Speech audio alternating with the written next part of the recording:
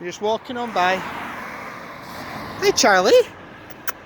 Hey, dude. There you go. Well, Charlie is a boy, but he has a pink lead on right now because we're teaching him leash pressure. So Charlie would normally pull mum off her feet. Literally, when was the last time he walked like that? Never. Okay, that's a good start. Okay, turn him. Now this is where we're talking about how dogs are usually, so stay right there, don't pull him through it yet, so we can literally show people. This dog is used to walking on a harness, probably a Julius Canine one, right? Because that's the fashion. So he's used to, when, oh, he's a bit nervous of the truck, that's different. You can totally be avoiding that. Good job, good job. So he would normally, up till today, when he felt pressure, which was from the harness, that meant pull. But it also meant he's had you off your feet, is that right? He's pulled you off your feet and everything. So what we're trying to actually teach him is no pressure moves like, so there's a dog reacting to pressure. That's right, but he's reacting to the pressure. So that's natural, right? So he feels the bus. Don't worry about him sitting, it doesn't matter. So he feels that bus and the pressure, and instinct means move away from pressure, right? Just the same as you walk along and there was a bit of glass or something there. We touch the glass with our foot, ow, we move away from pressure. But what he literally thinks up till today, when he felt pressure on a leash, it meant go more, right? Even though you were going like, Charlie, stop, sit, blah, blah, blah, don't do this, don't pull, heel. All that meant do it. So what we've been doing is spend a wee bit of time teaching him when there's no pressure, that's when we walk. That's much nicer. And this is where we literally have a bit of confusion where he goes, I don't know how to move without there being pressure. And the sad thing is that's called positive reinforcement training. Most nonsense thing in the world, right? So what we're teaching him here is no pressure helps you move.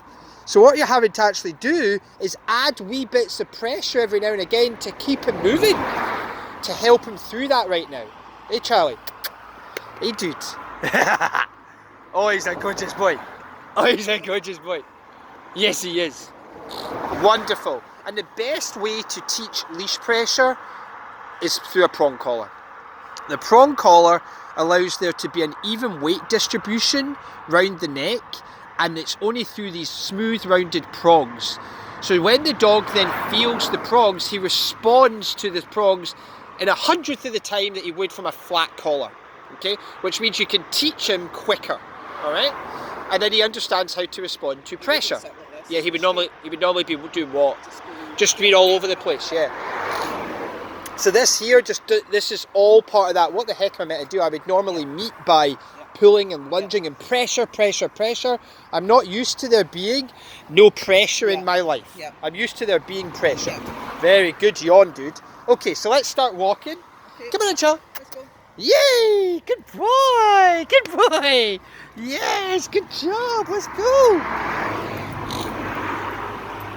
And if anything, your excitable dog, who's like really an overstimulated, excited, hormonal dog, actually I'm having to use excitement to get him going because he's so used to walking with pressure, and now we're not having any. So when have you been able to walk like that? So see how you're naturally moving back the way with your arm, a bit like this?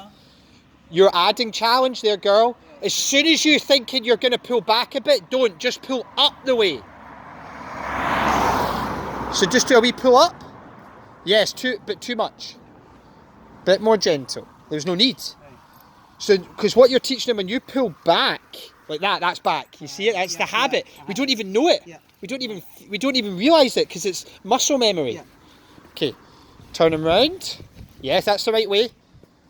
Turn, turn, turn. You turn first and then apply a wee bit of pressure and tell him to come. Yes. See, as soon as you release the pressure, you need to jump in with a good then. So you're jumping from negative reinforcement to positive reinforcement. So this dog literally goes, I don't know how to move unless there's pressure. So what you did is you added pressure and he started moving, but as soon as you stopped the pressure, he went, wait, I must stop. No. We want there to be no pressure, and that's how you move, okay? So a wee bit of pressure, but as soon as he responds by moving, you need to go, good job, yay, good boy. So he knows what you want him to do. How fast should my pace be? Your pace is whatever you want. Your pace. You don't go to his pace. He goes to your pace. Right. Yeah, you can pull him off that. Good Nice. Boy. Good boy, Charlie. Good Well boys. done. Good choice. Good boys. Oh, there's a bus filter. Almost into it. Good job. This is much nicer. Because he would normally pull you off your feet here. When was the last time you had him out on a walk? Like, you were still walking him every day, or okay? But when the last time you had him out on a walk? Yesterday, say. How far would you now be going with him? Yeah, just over to this, because we're pulling you like a train. So, nice. See how he's getting there quicker now? He's starting to understand what is wanted of him. This is so important, because this is a dog that was used to, under the name of positive reinforcement only training, or force-free training, which is just terrible, stay away from it, the dog was physically attached to the owner, but psychologically completely detached. And what we're teaching him here is, listen, okay, you're physically attached because we're by a road, but psychologically I need you to be attached. And if you are, there's no pressure. The mum is giving more pressure than the dog, because you're still learning. And you're still expecting him to pull you off your feet and all these things. Good job, dude. That's right. It's just easier to bring him out of it. So you need to remember, when you apply pressure and he responds by coming, you jump in there with the positive reinforcement. Does that make sense? Relax your left arm a wee bit. Just walk forward. Yeah. Nice. If anything, take the left hand a wee bit shorter, but still loose. That's it. Just so you can get it a bit earlier. So when we're teaching leash pressure, which is how the dog responds, excuse my sneezing, how the dog responds when he feels pressure,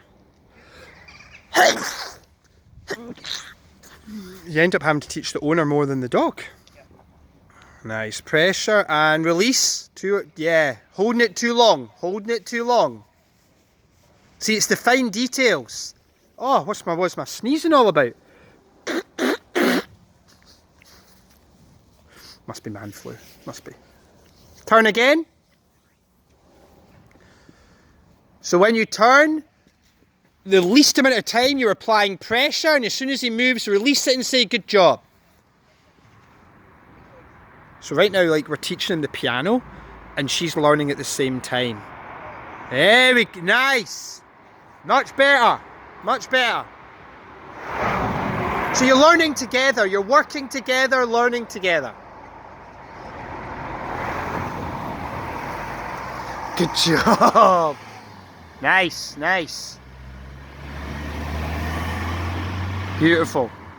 Now turn again, but this time you're going to walk by me. Because normally you were saying, like, when we first came out and you saw there was a man coming, you're like, oh no. Because what, he would have normally pulled to that man? Yeah, but he would have pulled. Whereas we're just trying to teach him to go by and follow what you want him to do. So right, when you start, there's no pressure. You start walking, apply a bit. Pull him through that. Pull him through and relax. Nice. We call that the brain fart. His brain just went, I don't know what to do. Hey, dude. To be honest, for example, we've never taken him to the Dumbarton Road. Yeah. And right now he'd be a doddle. Even now. Leash pressure, guys. Teach your dogs leash pressure. Negative reinforcement to positive reinforcement. You want to learn more about that? Contact me. Want a dog that doesn't pull? Contact me. This is just the learning. He's learning how to respond to pressure, which is, we want no pressure. No pressure. Good boy. Well done.